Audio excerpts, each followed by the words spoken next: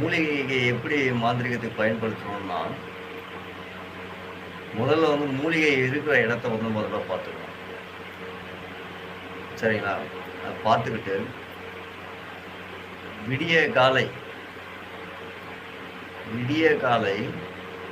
4:30 மணிலேருந்து 6 மணிக்குள்ள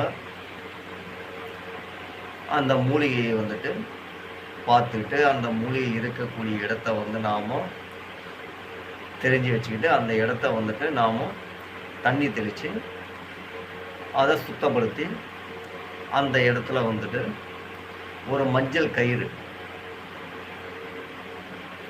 அதாவது நீங்கள் தாமரை நூலாக இருக்கட்டும், வெள்ளை நூலாக இருக்கட்டும், மஞ்சள் எடுத்து அந்த மஞ்சளில் அந்த வெள்ளை கயிறு நூலை எடுத்து அந்த மஞ்சளில் தடவிட்டு, அந்த செடி இருக்கு இல்லைங்களா, அந்த மூலிகை செடி, அந்த செடிக்கு என்ன பண்ணணும்னு கேட்டிங்கன்னா காப்பு கட்டணும். இந்த காப்பு கட்டின பிறகு என்ன ஆகும்னு கேட்டிங்கன்னா நாம் இன்றைக்கி காப்பு கட்டுறோம் அப்படின்னா இந்த ஞாயிற்றுக்கிழமை இன்றைக்கி காப்பு கட்டிட்டு போயிட்டு அடுத்த வரக்கூடிய பௌர்ணமிலேயோ அல்லது நீங்கள் பூச நட்சத்திரத்துலேயோ இந்த மாதிரி ஒரு நட்சத்திரத்தை எந்த காரணத்துக்காக நாம் எடுக்கணும்னு ரொம்ப முக்கியம். இப்போ அந்த மூலிகை நாம் எதற்காக எடுக்கிறோம், எந்த நட்சத்திரத்தை சார்ந்தவங்களுக்கு நாம் கொடுக்கணும், சரிங்களா? அதெல்லாம் நம்ம கவனிக்கணும். எந்த ராசியை சார்ந்தது அப்படின்றதும் நம்ம பார்த்துக்கணும். பார்த்துக்கிட்டு அந்த மூலிகையை என்ன பண்ணணும்னு கேட்டிங்கன்னா, காப்பு கட்டிட்டு அந்த இடத்துல நம்ம இஷ்ட தேவதை வணங்கிட்டு, நாம் இருக்கக்கூடிய இடத்த தொட்டு வணங்கிட்டு நம்ம போயிட்டு அடுத்த வாரம் இந்த பூச நட்சத்திரம்னு சொல்லக்கூடிய அந்த பூச நட்சத்திரம் இருக்கக்கூடிய வேலையில் நம்ம என்ன பண்ணணும்னு கேட்டிங்கன்னா, அந்த காப்பு கட்டின அந்த செடியை வேர் அறாமல் நாம் என்ன பண்ணணும்னு கேட்டிங்கன்னா, அதை எடுக்கணும். எடுத்துட்டு அந்த வேருக்கு தேவையான மூலிகை, அது நமக்கு என்னன்னு கேட்டிங்கன்னா, நம்ம அந்த மூலிகை முழுக்க நம்ம அந்த தாந்திரிகத்துக்கு பயன்படும். சரிங்களா? அந்த மூலிகை முழுக்க இலை செடி இருக்கக்கூடிய வேர் முதல் கொண்டு அந்த மூலிகையை நமக்கு அந்த தாவரம் நமக்கு முழுக்க செயல்படும். அது என்ன பண்ணணும்னு கேட்டிங்கன்னா, கொண்டு ஒரு நல்ல ஒரு அந்த வெப்பம் படாத இடத்துல நிழலில் நாம் உலர்த்தி அதை இடித்து, அதுக்கப்புறம் அதுலேருந்து நல்லா நம்ம கொஞ்சம் மை போல் எடுத்து, மை போலன்னா என்னன்னு கேட்டிங்கன்னா பவுடர் மாதிரி அரைக்கணும். சரிங்களா?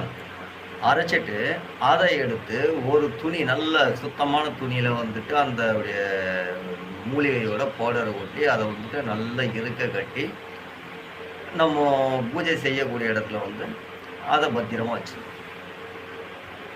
அந்த பூஜை செய்யக்கூடிய இடத்துல வச்சுட்டு அது என்ன பண்ணணும்னு கேட்டிங்கன்னா, அது அதுக்கான என்ன மூல மந்திரங்கள் இருக்கோ, இதுக்கு முன்னாடி நான் உங்களுக்கு சொல்ல மறந்துட்டேன். என்னன்னு கேட்டிங்கன்னா, அந்த மூலிகை நம்ம எடுக்கிறதுக்கு முன்னாடி அந்த மூலிகைக்கு நம்ம என்னென்ன பண்ணணும்னு கேட்டிங்கன்னா, காப்பு கட்டிட்டோம். சரிங்களா? சாப விமோசனம் இருக்கு. அந்த மூலிகைக்கு என்ன இருக்குன்னா சாப விமோசனம். அந்த சாப விமோசனை நாம் போக்கணும், நிறைவேற்றி. அந்த சாப விமோசனம் நிறைவேற்றி பண்ணின பிறகு அந்த மூலிகை சுத்தமாக இருக்கும், எந்த தோஷமும் இல்லாமல். ஏன்னா எல்லா மூலிகைக்கும் தோஷங்கள் உண்டு. சரிங்களா? அத்தனை மூலிகை நம்ம ஒரு மூலிகையை எடுக்கிறோன்னும் பொழுது நாம் இயல்பாக சாப்பிட்றதுக்காக நம்ம மூலிகை எடுக்கணும் எடுத்துட்டு போயிடலாம். இந்த தாந்திரிகத்துக்குன்னு எடுக்கக்கூடிய மூலிகைக்கு தோஷம் இருக்குது. அந்த தோஷத்தை நிவர்த்தி பண்ணின பிறகு தான் அந்த மூலிகை பயன் கொடுக்கும். சரிங்களா? அப்போ நம்ம என்ன பண்ணணும்னு கேட்டிங்கன்னா, அந்த அந்த தோஷத்தை நிவர்த்தி பண்ண பிறகு நாம் அந்த மூலிகையை எடுத்து காப்பு கட்டி சாபம் போக்கி அதற்கு மந்திர உயிர் கொடுக்கணும். அதாவது உயிர் கொடுக்கணும், மூலிகைக்கு உயிர் கொடுக்கணும். நல்லா கவனிச்சுங்க. காப்பு கட்டுறோம், சாப விமோசனம் பண்ணுறோம், பிறகு அந்த மூலிகைக்கு உயிர் கொடுக்கணும். சரிங்களா? அந்த மூலிகைக்கு உயிர் கொடுத்த பிறகு, அது வந்துட்டு நம்மோட எல்லாமே ஒரு சாதாரணமா மூலிகை எடுத்து காய வச்சு எல்லாமே பண்ணிட்டோம். ஆனா, அந்த மூலிகையோட ரேடியேஷனுக்கு அந்த மூலிகைக்கு நம்ம உயிர் கொடுத்த பிறகு, அந்த மூலிகையை கொண்டு வந்து பிறகு தான் நம்ம வந்துட்டு கொண்டு வர முடியும். அங்கேயே நம்ம வந்துட்டு என்ன பண்ணோம், காப்பு கட்டிட்டோம். சாப விமோசனம் பண்ணிட்டோம். அந்த மூலிகைக்கு உயிரும் குடுத்துட்டோம். உயிர் குடுத்த பிறகு தான் அந்த மூலிகையை நாம என்ன பண்ணோம், இந்த துணி நல்ல ஒரு வெள்ள துணி எடுத்துக்கிட்டு, அந்த வெள்ள துணி சுத்தமான துணியா இருக்கணும். சரிங்களா? அந்த துணிய வந்து எடுத்துக்கிட்டு, அந்த துணியில வந்து அந்த மூலிகைய வச்சு, அத பத்திரமா எடுத்துட்டு வரணும். சரிங்களா? நான் இத விரிவா சொல்லணும்னு கேட்டீங்கன்னா, இன்னும் இதுக்குன்னே ஒரு பதிவு போட வேண்டியது இருக்கு. என்னன்னா, அந்த மூலிகை எடுக்கிறதுக்கு முன்னாடி நீங்க வந்துட்டு காப்பு கட்டுறீங்க. சாப விமோசனம் பண்றீங்க. சாப விமோசனம் பண்றதுக்கு சாப விமோசனம் பண்ணின பிறகு, அந்த மூலிகை எடுக்கிறதுக்கு முன்னாடி நாம என்ன பண்ணணும் அப்படின்னா வந்து, அந்த மூலிகை இருக்கக்கூடிய இடத்துல வந்து பொங்கல் வைக்கணும். வெற்றிலை, பாக்கு, தீபாதூபம் இதெல்லாம் எடுத்துட்டு போயிட்டு பொரிக்கடலை, அவல், வெல்லம் போன்ற எல்லாம் வச்சுட்டு, அந்த இடத்துல நாம என்ன பண்ணணும்னு கேட்டீங்கன்னா, அந்த மூலிகை எடுக்கிறதுக்கு முன்னாடி, எடுத்த பிறகு தான் நம்ம உயிர் கொடுக்கணும். அது வரையிலும் அதுக்கான பரிகாரங்கள நாம செய்யணும். நெய்வேத்திய பொருள நாம அந்த இடத்துல படைச்சு வச்சுட்டு, நாம அதுக்கு வணங்கிட்டு, அங்க வணக்கத்துக்கு முன்னாடி என்ன பண்ணணும்னு கேட்டீங்கன்னா, உங்க குலதெய்வத்த நம்ம கூப்பிட்டுக்கணும். உங்க இஷ்ட தெய்வத்த கூப்பிட்டுக்கணும். சரி, அங்கே இருக்கக்கூடிய தேவதைகள் என்னவோ அது வழி கொடுக்கணும். நீங்க மூலிகை எடுத்துட்டு வரும்பொழுது அந்த தேவதை உங்களுக்கு வழி கொடுக்கணும். இதெல்லாம் மீறி தான் நீங்க அந்த மூலிகையை நீங்க எடுக்க முடியும். புரியுதா? அதை எடுத்த பிறகு அது அப்பதான் வேலை செய்யும். இல்லைன்னா அது வேலை செய்யாது. அப்போ அந்த மூலிகையை நீங்க காப்பு கட்டி, சாப விமோசனம் பண்ணி, அதுக்கு பொங்கலிட்டு, தீபம்லாம் காட்டி, அதுக்கு வந்துட்டு தேவையான நெய்வேதங்கள் எல்லாத்தையும் படைச்சு, பொங்கலிட்டு, பிறகு ஒரு எலுமிச்சை பழம் வந்து அங்கே வந்துட்டு பலி கொடுத்து, கனியை கொடுத்து, பிறகு அந்த மூலிகையை நீங்க எடுக்கணும். எடுத்த பிறகு அங்கிருந்தே நீங்க அந்த மூலிகைக்கு உயிர் கொடுக்கணும். உயிர் கொடுத்த பிறகு அந்த மூலிகையை ஒரு நல்ல துணி, சுத்தமான துணியில நீங்க என்ன பண்ணணும்னு கேட்டீங்கன்னா, அந்த மூலிகையை கொண்டு பத்திரமா அந்த சுத்தமான துணியில பத்திரமா நீங்க அந்த வச்சு அதை வந்துட்டு எந்த ஒரு யாரோட பார்வையும் படாத அளவுக்கு. இன்னும் முக்கியமா ஒண்ணு என்னன்னு கேட்டீங்கன்னா, இரும்பு படக்கூடாது. அந்த மூலிகையில என்ன பண்ணக்கூடாது, இரும்பு படக்கூடாது. சரிங்களா? எந்த உலோகமும் படக்கூடாது. அந்த மூலிகைக்கு நீங்க என்ன பண்ணணும்னு கேட்டீங்கன்னா, கொண்டு வந்து அந்த துணியில அழகா வச்சு யாருக்கும் தெரியாம, யாரோட பார்வையும் படாம, சரிங்களா? அதுக்கு தான் நம்ம என்ன சொல்றோம்னு கேட்டீங்கன்னா, 4:30 மணிலேருந்து 6 மணிக்குள்ள. அப்போ மக்கள் யாரும் நடமாட்டம் இருக்காது. இந்த மிருகங்களோட நடமாட்டம் இருக்காது. நீங்க எடுக்கக்கூடிய மூலிகையை மிருகங்கள் பார்த்தே கூட அந்த மூலிகையோட சக்தி போயிடும். அப்போ அந்த மூலிகையோட நோக்கம் எல்லாம் உங்களுக்கும் அந்த மூலிகைக்கு மட்டும்தான் சம்பந்தம் வரும். அப்போ அந்த மூலிகை நீங்க எடுக்கும் பொழுதே நீங்க அது எவ்வளவு கவனமா பார்த்துக்கணும்.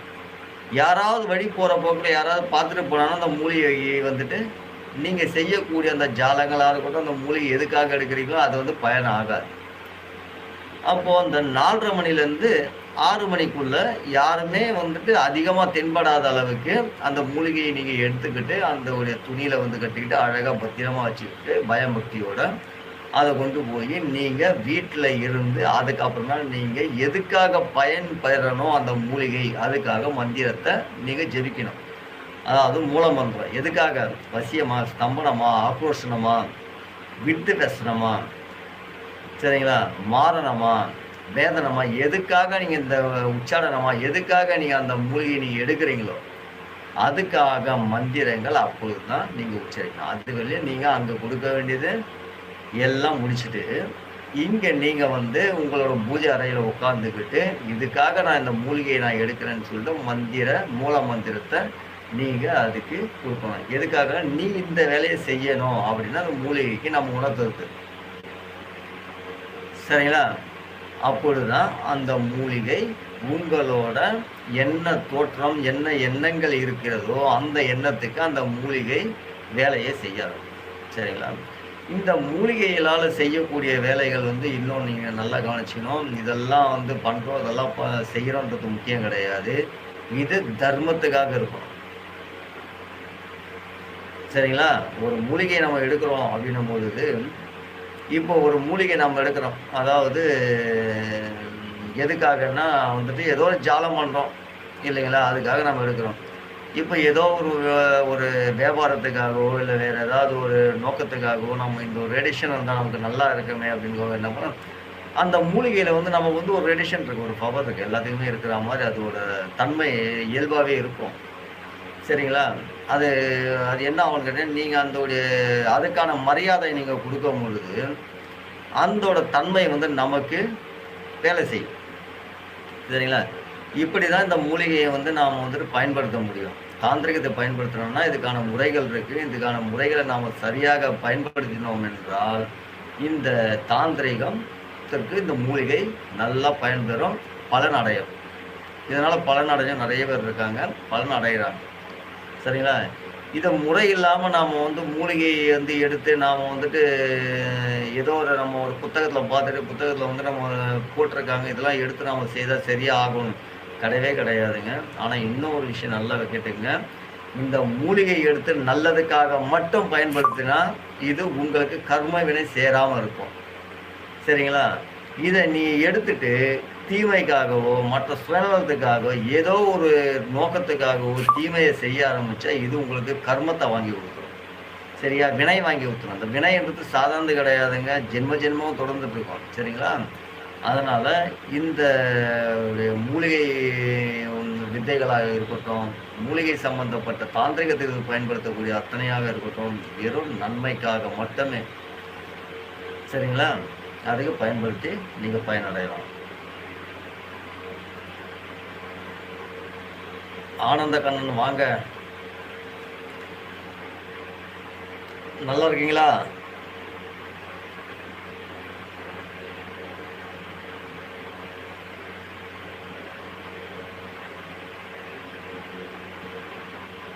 ராஜா வாங்க.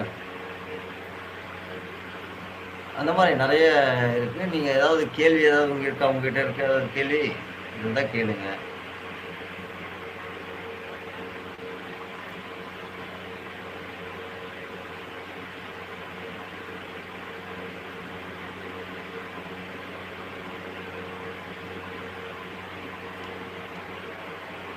சரி, ஓகே.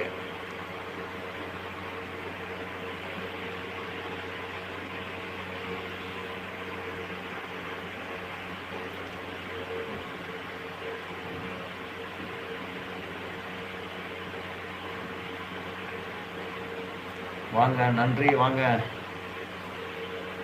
அந்த மாரி நம்ம வந்துட்டு நெறைய எதுக்காக நம்ம பயன்படுறோமோ, அதுக்காக நம்ம மூலிகை வந்து பயன்படுத்தலாம். இன்னொன்னு என்னங்கன்னா, இந்த புல்லுருவின்னு இருக்கு.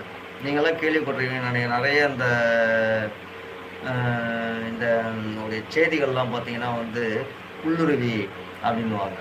அந்த புல்லுருவி எப்படின்னு கேட்டீங்கன்னா, இருங்க ஒரு கமெண்ட் வருது. வணக்கம். வாங்க, வணக்கம் வாங்க. அந்த புல்லுருவி எதுக்குன்னு கேட்டீங்கன்னா, கண்டிப்பா.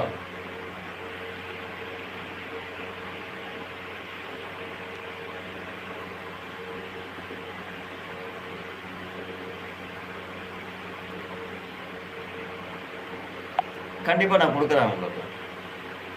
இப்போ அந்த புல்லுருவின்னு நம்ம சொல்றோம் இல்லைங்களா? அந்த புல்லுருவி எதுக்குன்னு கேட்டீங்கன்னா, மேல வந்துட்டு ஒரு மரம் போயிட்டுருக்குங்க. மரமா இருக்கட்டும், ஆலமரமா இருக்கட்டும், ஆலமரத்துக்கு ஜாயிண்ட் இருக்கு பார்த்தீங்களா? ஒரு கிளை வந்து பிரியும். அந்த கிளை பிரியக்கூடிய இடத்துல ஒரு புல்லுருவின்றது ஒரு செடி ஒண்ணு வளர்ந்து வரும். சரிங்களா? அது எப்படின்னு கேட்டீங்கன்னா, அந்த பறவைகள் வந்துட்டு அந்த மேல பறக்கும்பொழுது அந்த பழங்கள சாப்பிட்டுட்டு அந்த இடத்துல போட்டுரும். அப்போ போடும்போது என்ன ஆகும்னு கேட்டீங்கன்னா, அந்த மாரி வரும். அதே மாரி அரிய வகை புல்லுருவிலாம் இருக்கு. அது என்ன ஆகும்னு கேட்டீங்கன்னா, அந்த மரத்தோட இடுக்குல போடும்போது, அந்த இடுக்குல இருந்து அந்த வேர் என்ன ஆகும்னுட்டா, அந்த வேர விட்டு அந்த புல்லுருவி வந்துட்டு வெளிப்படக்கூடும். அந்த புல்லுருவி எதுக்காக பயன்படும்னு கேட்டீங்கன்னா, இதுவும் மாந்திரிகம்.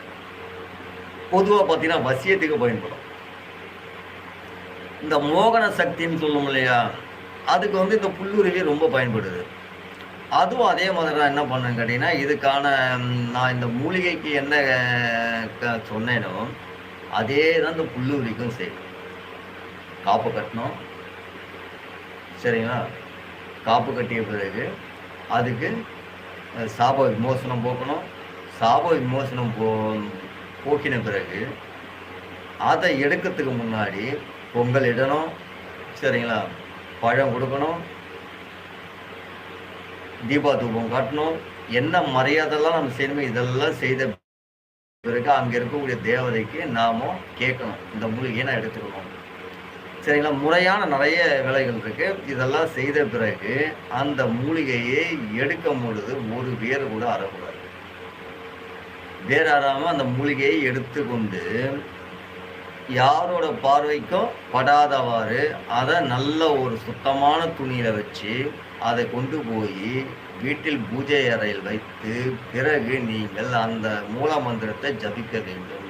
இதே புல்லுருவிக்கும் மூலிகைக்கும் உள்ள வித்தியாசம். மண்ணில் விளையக்கூடிய மூலிகைக்கும் மரத்தின் மேலே வளர்ந்துருக்கக்கூடிய புல்லுருவிக்கும் இரண்டுக்கும் வித்தியாசம் ஒன்றும் கிடையாது. ரெண்டுமே வந்து நீங்கள் செய்யக்கூடிய முறைகள் ரெண்டு ஒன்று தான். ஒரே மாதிரி செய்யணும், ஆனால் அதே ஃபாலோ பண்ண அவ்வளோதான். ஐயா ஏதோ கேள்வி கேட்டுருக்காரு, அந்த கேள்விக்கான நான் பதில் சொல்கிறேன். வணக்கம் வணக்கம்.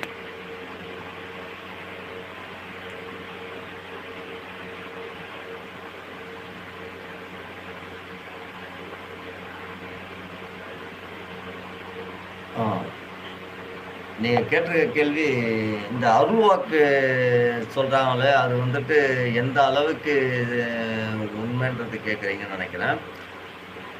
இந்த அருள்வாக்குன்றது என்னன்னு கேட்டிங்கன்னா, இது அருள்வாக்கு அதை நான் எந்த மாதிரி உங்களுக்கு விளக்கி சொல்கிறதுன்னு தெரியல.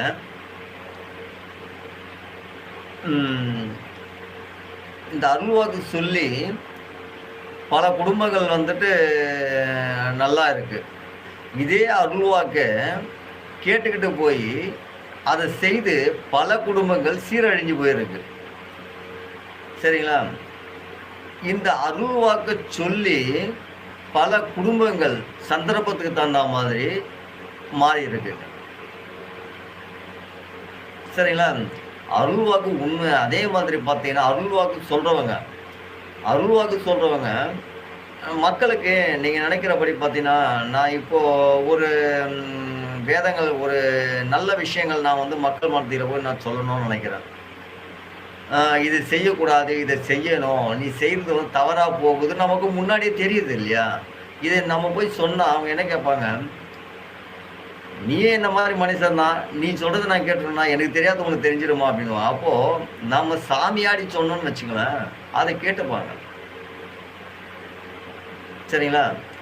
இந்த அருள்வாக்குன்றது என்னன்னு கேட்டீங்கன்னா, கொஞ்சம் அதீதமான சக்தியை நாம் வந்து நமக்குள்ளே வந்து சேகரிச்சுப்போம். நான் பொதுவாக சொன்னால் நீ கேட்க மாட்டேன். அப்போ நான் அருள்வாக்கு வந்து நான் சாமியாடி சொன்னாதான் நீ கேட்ப.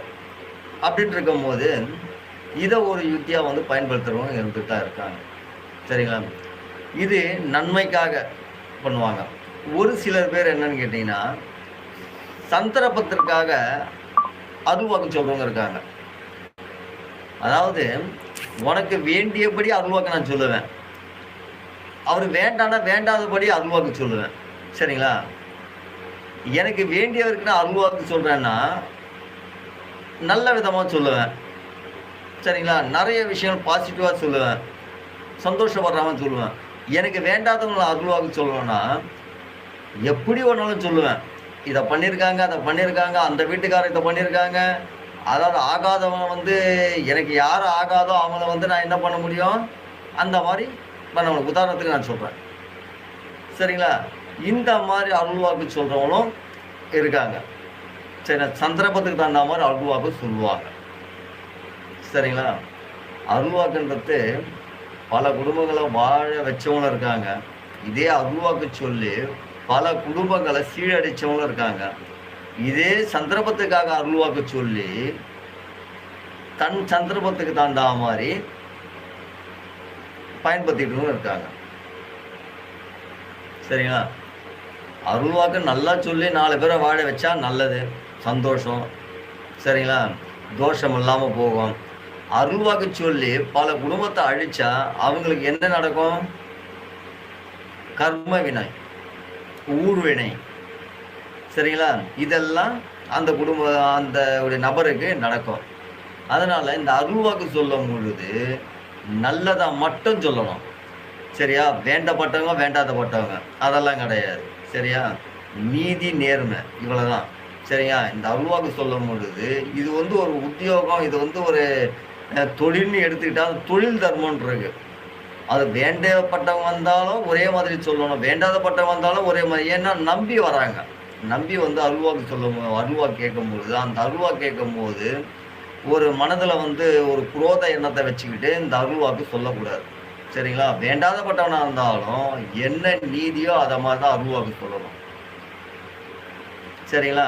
அருள்வாக்கு சொல்லும் போது தவறா எதுவும் சொல்லிடக்கூடாது. சரியா? இருக்கிற உண்மையை சொல்லுங்க, இல்லையா தெரியலையா விட்டுருங்க, அவ்வளோதான். ஏதோ இருக்கிறத சொல்கிறன்றதுக்காக, சாமி சொல்கிறன்றதுக்காக எல்லாத்தையும் சொல்லி விட்டு நாளைக்கு தவறாக முடிஞ்சு போச்சுன்னா அப்படியே திருப்பி அவங்க மேலே போட்டுருங்க. நீங்கள் சரியாக பண்ணவே இல்லை, அதனால தான் இது நடந்து போச்சு அப்படின்றது. சரிங்களா? அதுக்கான விளக்கத்தை சொல்லுங்க, அருள்வாக்கு சொல்லுங்க. அருள்வாக்கு சொல்லும் பொழுது வேண்டான்னு சொல்ல. ஏன்னா மக்கள் நிறைய சாமி சொல்லும், சாமி சொன்னால் நல்லது நடக்கும், நம்பலாம்ன்றவங்களுக்கு அந்த நம்பிக்கையை கரெக்டாக அருள்வாக்கு சொல்லும் போது சொல்லணுமே தவிர ஏதோ ஒன்று வேண்டப்பட்டவங்களுக்கு ஒரு மாதிரியும் வேண்டாதப்பட்டவங்களுக்கு ஒரு மாதிரியும். சரிங்களா? சில பேரை கெடுக்கணுன்றதுக்காக சில குடும்பத்தை நிறைய, அதாவது நம்மளால் முடிந்த வரை அருள்வாக்கு சொல்லணும்னு சொல்கிறோம். நம்மளால் முடிந்த வரை, ஏன்னா கர்மத்தை சேர்க்காதீங்க, ஊழ் வினையை சேர்க்காதீங்க. சரிங்களா? வரங்களா நல்லவங்களா வரட்டும். சரிங்களா? இது செய்து கொடுக்குறேன், அது செய்து கொடுக்குறேன்னு சொல்லிட்டு ஏதோ பணத்துக்கு ஆசைப்பட்டுக்கிட்டு அருள்வாக்கு சொல்கிறேன்னு சொல்லிட்டு தவறான ஒரு கருத்தை மக்களோட மாதிரியில் விடாதீங்க. சரிங்களா? ஏன்னா மக்கள் நம்புகிறாங்க, பெரும்பாலான மக்கள் அருள்வாக்கு நம்புகிறாங்க. சரிங்களா? ஏன்னா அவங்க மனிதர்கள் சொன்னால் நீயும் நானும் நேருக்கு நேரு பேசியப்பா இது செய்யாதுன்னு சொன்னால் ஏற்றுக்கிட்டு போகிற அறிவாளிகள் இருக்காங்க. சரிங்களா?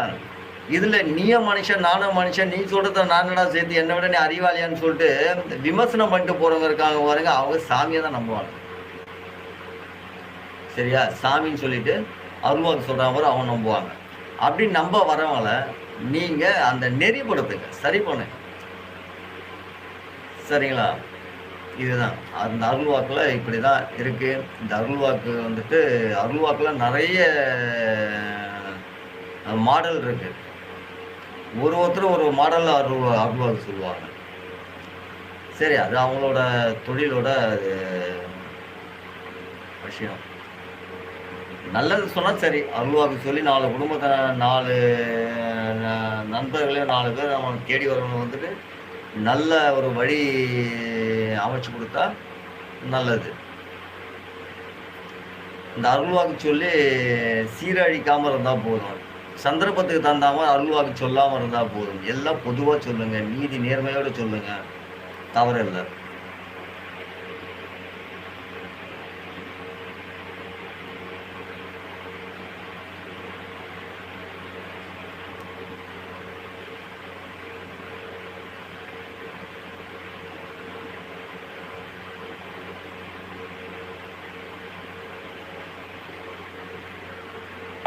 இந்த கர்ம வினைன்றது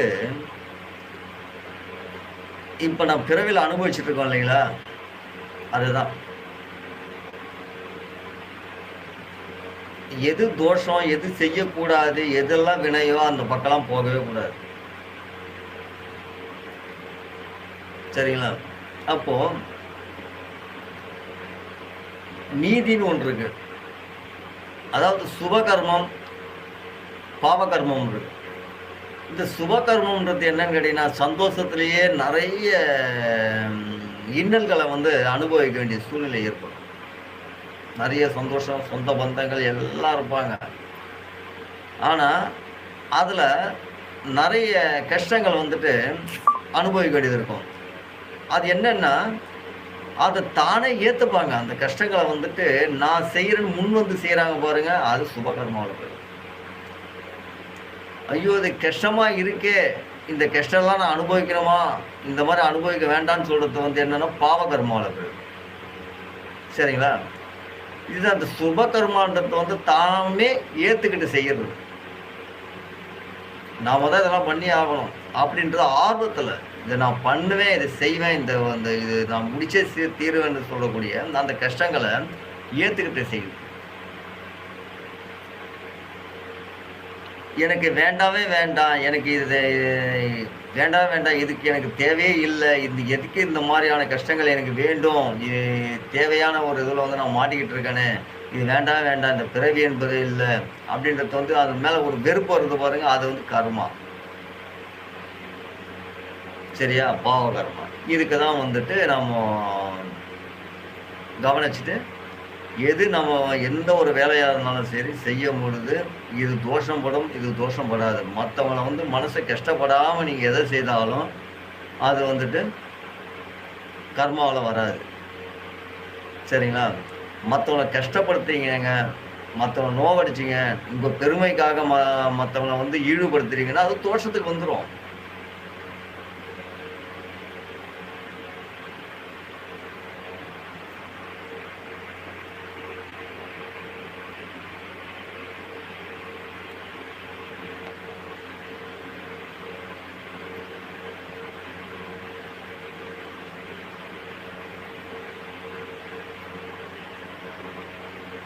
நல்ல கருத்து. அதாவது சில பேரு வந்துட்டு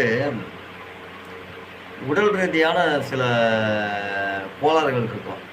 ஏன்னா, ஒரு சில பேருக்கு நீர்ச்சத்து ரொம்ப கம்மியா இருந்ததுன்னு வச்சுக்கங்களேன், அவங்க மனதுக்குள்ள 2 விதமான தோற்றங்கள் இருக்கும். எப்படின்னா, அந்த பிராணயம் வந்துட்டு சரியான ஒரு நடுநிலையா போகாது. அப்ப என்னன்னா, அந்த பிராணயம் வெளியில வரக்கூடிய அளவுக்கு, அத திரும்ப உள்ள செலுத்தக்கூடிய அளவுக்கு வந்து அந்த பிராணயம் வந்து செல்லாத காரணத்தால என்ன ஆகும்னு கேட்டீங்கன்னா, ஒரு பயம் வரும். ஏதோ ஒண்ணு நடக்குது. அவங்கள அறியாமயே வந்து ஒரு பிரச்சனைகள் இருக்கும். என்ன நடக்குதுன்னே தெரியாது. ஏதோ பேசுற மாரி இருக்கும். என்னமோ ஒண்ணு நடக்குற மாரி இருக்கும். என்னமோ நினைப்பாங்க. பழைய எண்ணங்கள்லாம் வரும். சிந்தனைகள்லாம் வரும். அப்ப என்னன்னா பிரம்ம பிடிச்ச மாரி இருப்பாங்க. அது பெரும்பாலும் இந்த நீர்ச்சத்து ரொம்ப கம்மியா இருக்கவங்களுக்கு அதுக்கு அடிக்கடிக்கு ஏற்படும். அப்ப என்ன பண்ணுவாங்க, சோர்வா போய் உட்காந்துருவாங்க. பசிக்குதுன்னு போவாங்க. பசிக்காது. சாப்பிடணும்னு நினைப்பாங்க. பசி எடுக்காது. தூக்கம் வராது. பெரும்பாலும் பார்த்தீங்கன்னா, இந்த நீர்ச்சத்து கொஞ்சம் கம்மியா இருக்கிறவங்க பார்த்தீங்கன்னா, தூக்கம் வராது. அந்த நாடி வந்துட்டு எப்பவுமே வந்து தூங்கிட்டே இருப்பாங்க. கண்ண மூடிக்கிட்டே இருப்பாங்க. மனசுக்குள்ள ஏகப்பட்ட சஞ்சலங்கள் ஓடிக்கிட்டே இருக்கும். என்ன சஞ்சலங்கள் தெரியாது. பழைய எண்ணங்கள்லாம் உள்ள வரும். அப்ப என்ன ஆகும்னு கேட்டீங்கன்னா, ஓ! ஏதோ பிடிச்சிருக்கோ, என்னமோ நடந்திருக்கோ, இல்ல நம்ம ஏதாவது அப்படின்ற ஒரு கேள்வி அவங்களுக்குள்ள வரும். இன்னொன்னு என்ன, வேற ஏதாவது பண்ணியிருக்காங்களா? ஏதாவது செய்திருக்காளா? மாந்திரிகள் சம்மந்தப்பட்ட விஷயங்கள் ஏதாவது பண்ணியிருக்காளா? அப்படின்னு. அது பெரும்பாலும் பார்த்தீங்கன்னா, இத வந்து கொண்டு போய் பேய் ஓட்டன்னு சொல்லிட்டு கொண்டு போய் நிறுத்திருவாங்க. அந்த பேய் 1 மாசம் இல்லங்க. 2, 3 மாசம் ஆனாலும் அது போகாது. ஏன்னா, அவங்களுக்குள்ள இருக்கக்கூடிய சத்து என்னன்னே தெரியாது அவங்களுக்கு. அந்த நீர்ச்சத்தானது என்ன பண்ணுன்னு கேட்டீங்கன்னா, அதுக்கான ஊட்டங்கள், அதுக்கான சத்து அவங்களுக்கு கிடைச்சதுனாலுமே, அவங்களுக்கு அது இயல்பாவே அதோட குணங்கள் வரும். அவங்களலாம் கொண்டு போய் பேய் பிடிச்சிருக்குன்னு சொல்லி விட்டுருவாங்க. சரிங்களா? அப்ப சில பேரு பேய் பிடிச்சிருக்கு அப்படின்னு சொல்லி போயிட்டு, ஆ சாமியார்கிட்ட விட்டுருவாங்க. வேற வழி இல்லன்னு ஆடுவாங்க.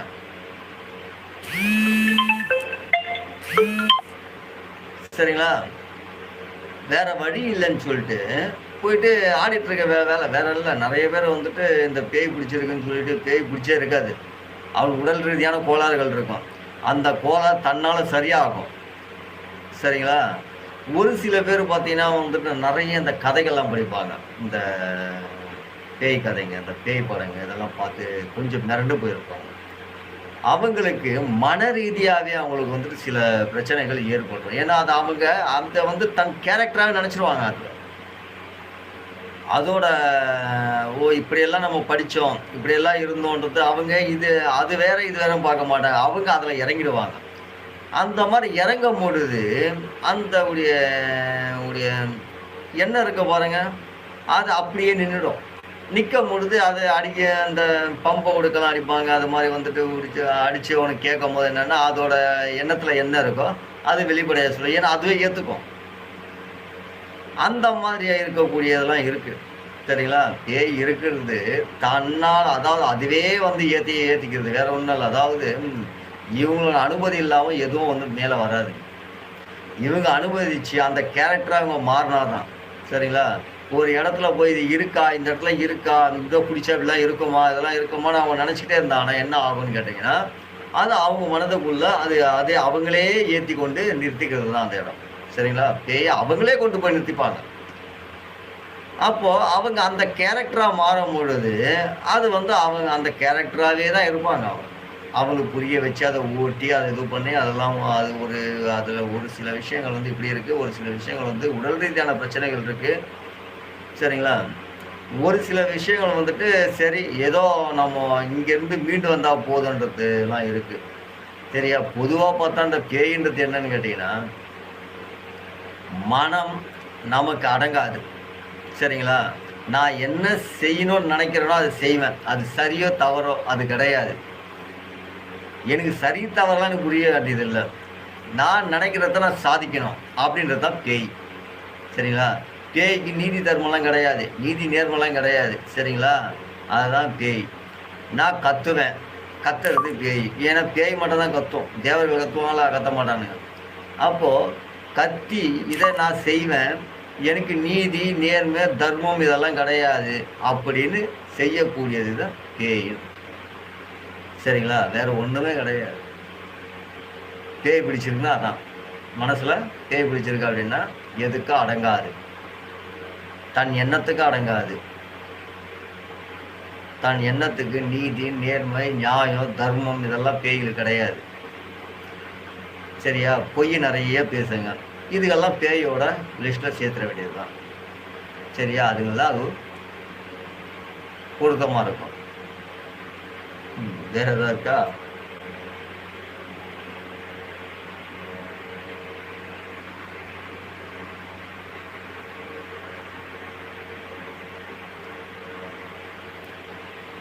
பதிவு வந்துட்டே இருக்கு.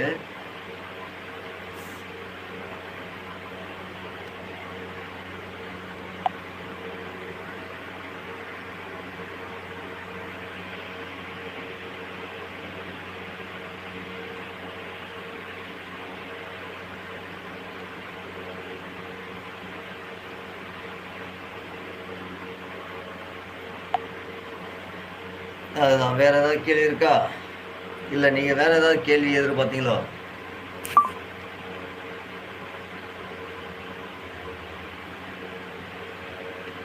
இதுதாங்க. அதான் நான் என்ன சொல்ல வந்தேன்னா, நம்ம இந்த மூலிகைய ஆரம்பிச்சோம் இல்லைங்களா? இந்த மூலிகையை வந்து அந்த மாரி தான் நாம அந்த உடைய புல்லுருவியும், இந்த மூலிகையும் வந்துட்டு நாம இப்படிதான் பயன்படுத்த முடியும். ஏன்னா வந்துட்டு முதல்ல காப்பு கட்டணும். சாப விமோசனம் போக்கணும். சாப விமோசனம் போக்குன பிறகு அதே இடத்துல வந்து பொங்கல் இந்த பொருட்கள்லாம் வச்சு, அ கற்பூர தீபாராதனலாம் காட்டி விட்டு, பிறகு அதுக்கான உயிர் குடுக்கணும். உயிர் குடுத்த பிறகு தான் அந்த மூலிகையை நாம கொண்டு வந்து நாம பூஜை அறையில வச்சு, அதுக்கான மூல மந்திரத்த நாம ஜெபிக்கணும். ஜெபிச்ச பிறகு தான் இந்த உடைய மூலிகை வந்து நமக்கு பயன் குடுக்கும். இதுதான் இந்த மூலிகை வந்துட்டு நம்ம மாந்திரீகத்துல பயன்படுத்தக்கூடிய பொருள்.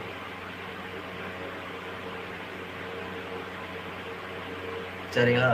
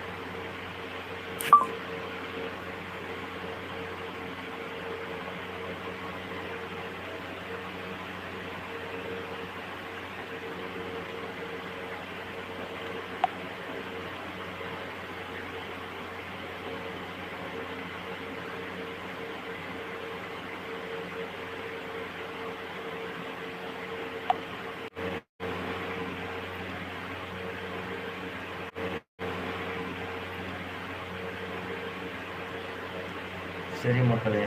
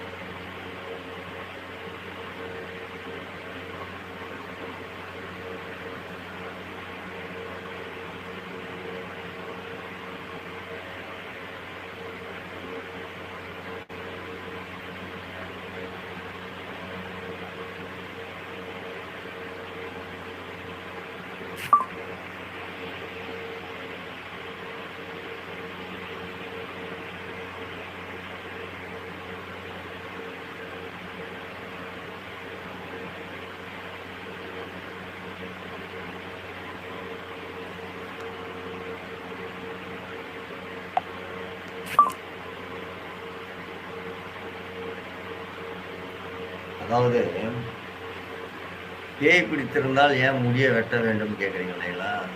அந்த முடியில தான் அந்த பேய் இருக்கு. அது சொல்லும் அது. அதாவது அந்த முடிய பிடிச்சு, எங்கம்மா எங்க இருக்க? அப்படின்னா அந்த முடிய ஒண்ணு காட்டும். அந்த முடிய பிடிச்சு அந்த முடிய என்ன பண்ணுவான்னு கேட்டீங்கன்னா, இந்த இடத்துல இருக்கியா? சரின்ட்டு ஒரு இடத்துல ஒண்ணு காட்டும், ஒரு ஒரு இடத்துல ஒண்ணு ஒண்ணு காட்டும்னு வச்சுக்கங்க. எந்தெந்த இடத்துல அப்பப்போ இருக்குதோ அந்தந்த இடத்துல வந்து முடிய வந்து பிடிச்சு குடுக்கும்.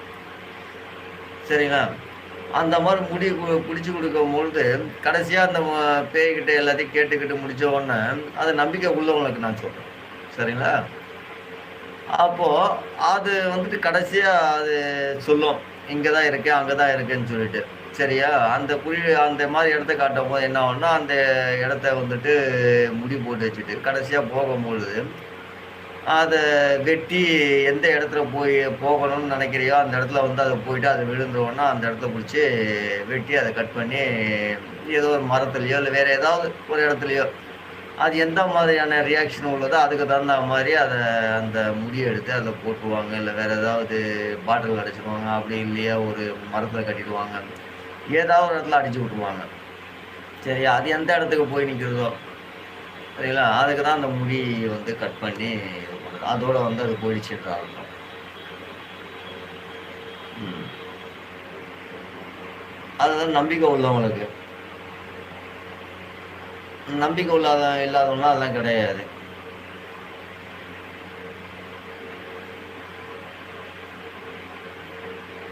பொதுவா இந்த பேய் பிடிக்குதுன்னு சொல்றவங்களுக்கே பார்த்தீங்கன்னா வந்துட்டு, எல்லாரையும் பிடிக்குமானா பிடிக்காது. அதோட நெறி, தன்மை இந்த நெறைய விஷயங்கள் இருக்கு. அதெல்லாம் வந்துட்டு நம்ம பேச வேண்டாம். சரிங்களா? சரியான ஒரு பாதையும், சரியான ஒரு இடத்துலயும், சரியான ஒரு நோக்கத்தோட அந்த மனநிலையெல்லாம் சரியா இருந்ததுன்னா, அவங்களலாம் பேயெல்லாம் பிடிக்காது. அந்த சிந்தனைலாம் வராது. இன்னும் ஒண்ணு, நம்ம உடல் ரீதியா நெறைய விஷயங்கள் நம்ம பார்த்துக்கணும். நம்ம எண்ணத்துல வந்து தப்பான எண்ணங்கள்லாம் வந்து கொண்டு போய் சேர்க்கக்கூடாது. தப்பான இடத்துக்கு வந்துட்டு விருப்பத்தோட போகக்கூடாது. விருப்பம் இல்லாத சிலர் அதாவது எல்லார்கிட்டயும்லாம் வந்து அது வருமானா வராது. சரிங்களா? இந்த அசுத்தமான எண்ணங்கள், அசுத்தமான சிந்தனைகள், தப்பான சிந்தனைகள், இந்த மாரி வாடை உள்ளவர்கிட்ட மட்டும் தான் அந்த வாடை வரும். சரியா? அந்த மாதிரி வந்துட்டு அதனால அது பத்தி நம்பிக்கை உள்ளவங்க தான் அதெல்லாம் வந்துட்டு நம்பிக்கை இல்லாதவங்களுக்கு அது கிடையவே கிடையாது.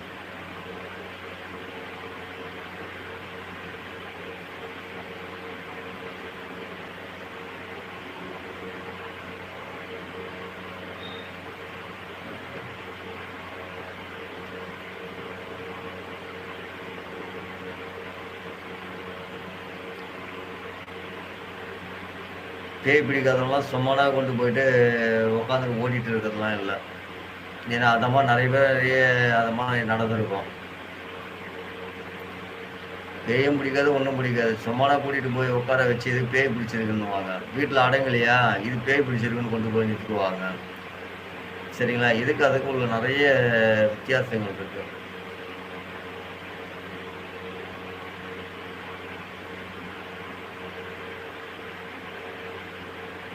பேய்னா என்னன்னு கேட்டீங்கன்னா, தன் மனதுக்கே அடங்காதது.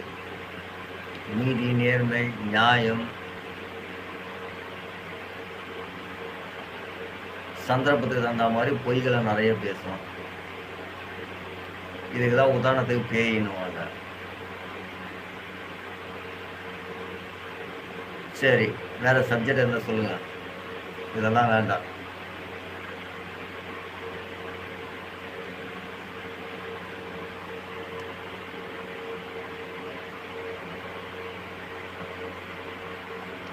மனிதன்ல இன்னொரு குணம் தான்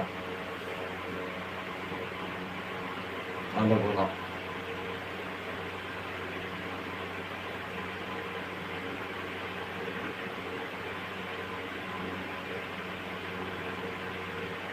வேற ஏதாவது கேள்வி இருந்தா கேளுங்க.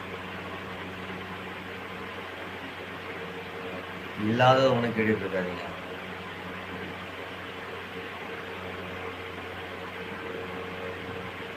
பேய் எல்லாம் ஒன்றும் கிடையாது. நம்ம மனம் நமக்கு அடங்கலைனா தான் அது பேய். நம்ம மனம் நமக்கு அடங்கிச்சுன்னா மனிதர். அவ்வளோதான்.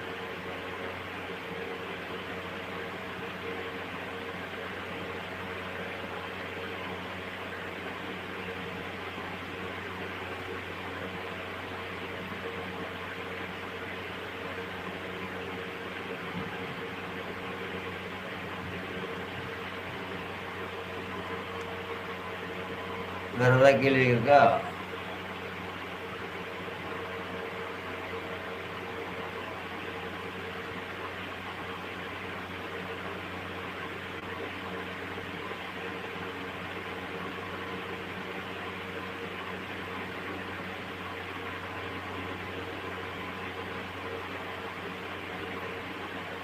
சரி, இப்போ நம்ம மூலிகையை பத்தி பேசணும் இல்லைங்களா? இந்த மூலிகை வந்து பார்த்தீங்கன்னா, இந்த புல்லுருவியில எடுக்கக்கூடிய மூலிகை பார்த்தீங்கன்னா வந்துட்டு, அதை எடுத்துட்டு வந்துட்டு, அதே மாதிரி நம்ம அந்த மூலிகைக்கு நம்ம என்ன சொன்னோமோ, அதே தான் புல்லுருவிக்கும் அதே முறைகள் தான் நம்ம வந்துட்டு பயன்படுத்தணும். அதையே கொண்டு வந்து, அது வந்துட்டு அந்த புல்லுருவின்றது என்னன்னு கேட்டீங்கன்னா வந்து மோகனம்லாம் வந்துட்டு அது புல்லுருவி செய்யும். சரிங்களா? இப்ப நீங்க தனித்தனியா நீங்க கேட்கணும். அதாவது ஒரு மூலிகை வந்து எந்தெந்த மூலிகை எது எதுக்கு பயன்படணும் அப்படின்னு கேட்டீங்கன்னா வந்துட்டு, ஒரு மூலிகை வந்துட்டு ஒரு இப்ப மிளகாரணைன்னு ஒண்ணு இருக்கு. இல்லையா? அது எதுக்கு பயன்படும்னு கேட்டீங்கன்னா, அது வந்துட்டு வசியத்துக்கு பயன்படும். மிளகாரணை வந்துட்டு நெறைய பேர் பார்த்துருப்பீங்க. நெறைய இந்த கிராம இந்த ஒரு வயல் பக்கம்லாம் பார்த்தீங்கன்னா வந்து அது இருக்கு. காடு பக்கம்லாம் வந்து அந்த மிளகாய் நிறைய இருக்கும். இந்த ஒரு மூலிகை செடி எதுக்கு பயன்படும்னு கேட்டீங்கன்னா, இந்த வசியத்துக்கு அதை பயன்படுத்துவாங்க. இதே வந்துட்டு இந்த வசியத்துக்கு இதே மோகனத்துக்கு பயன்படுத்தக்கூடிய மூலிகை என்னன்னு கேட்டீங்கன்னா வந்துட்டு, பொன்னு மத்தைன்னு சொல்லக்கூடிய ஒரு மூலிகை. அது என்னன்னு கேட்டீங்கன்னா, பொன்னு மத்தைன்னா என்னன்னு கேள்வி கேட்டீங்கன்னா வந்துட்டு, மஞ்சள் பூ பூத்து, அதான் பொன்னு மத்தை. அந்த ஊமத்தையோட பொருள் வந்துட்டு நாம மோகனத்துக்கு பயன்படுத்தக்கூடிய சரிங்களா? அந்த மாதிரி நிறைய இருக்கு. இப்போ கோபுர தாங்கின்னு எடுத்துக்கிட்டோம்னா வந்து ஆபரேஷனத்துக்கு அதை பயன்படுத்தலாம். நிறைய மூலிகைகள்லாம் இருக்கு. ஆடை ஒட்டி, நிலமுரண்டி, இதெல்லாம் வந்து முறையா நாம வந்து காப்பு கட்டி சாபம் போக்கி அதுக்கு உயிர் கொடுத்து மூல மந்திரம் சொல்லி அதை எடுத்தோம்னா எல்லாமே மாந்திரிகத்துக்கு பயன் அளிக்கக்கூடியதுதான். சரிங்களா? வேற ஏதாவது கேள்வி இருக்கா?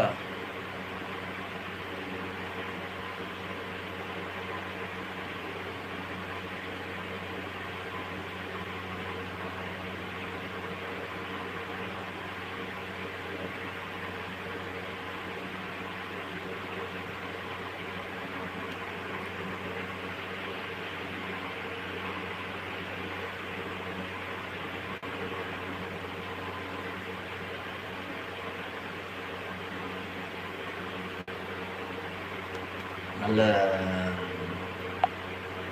கேள்வி கேட்டீங்க. கழுத்துல வந்துட்டு இந்த எந்திரம் வந்துட்டு அணிவாங்க.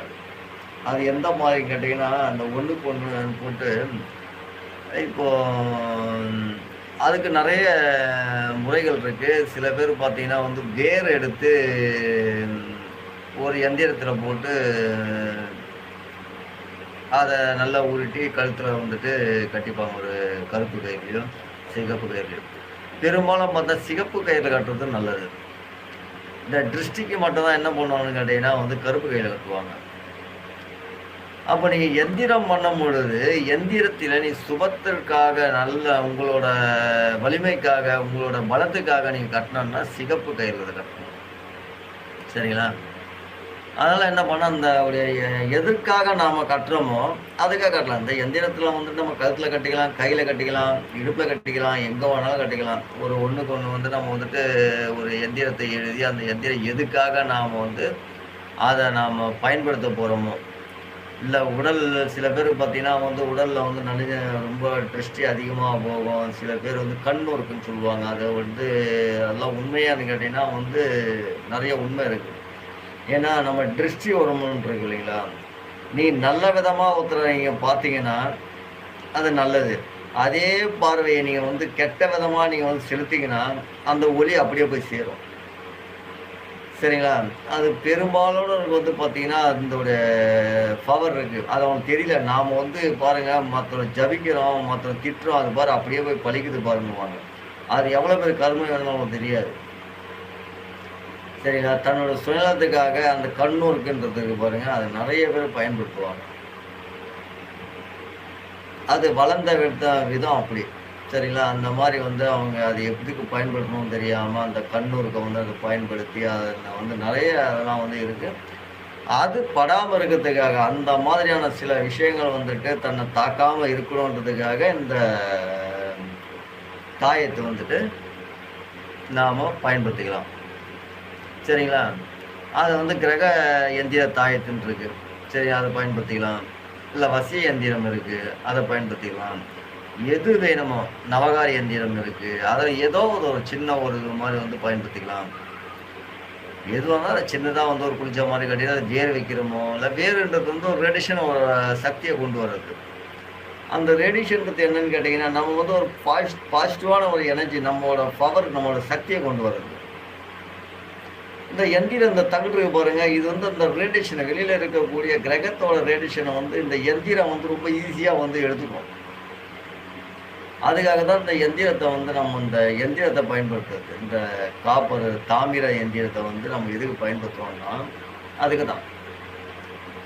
இந்த ஒரு கிரகத்தால வரக்கூடிய ரேடியேஷன். ஆனா அதுல ஏன் நம்ம எந்திரத்த மட்டுமே போட்டு சுத்தி நம்ம வந்து கழுத்துலயோ, இடுப்புலயோ, இல்ல கையிலயோ நம்ம ஏதோ ஒரு கட்டிக்கலாமே அப்படின்னு நீங்க நெனச்சீங்கன்னா, அது வேற. ஒரு வெறுமனா இருக்கிறதுக்கும், அதுல எழுதப்பட்டிருக்கக்கூடிய உயிரோட்டத்துக்கும் உள்ள ஒரு வித்தியாசம் இருக்கு இல்லையா?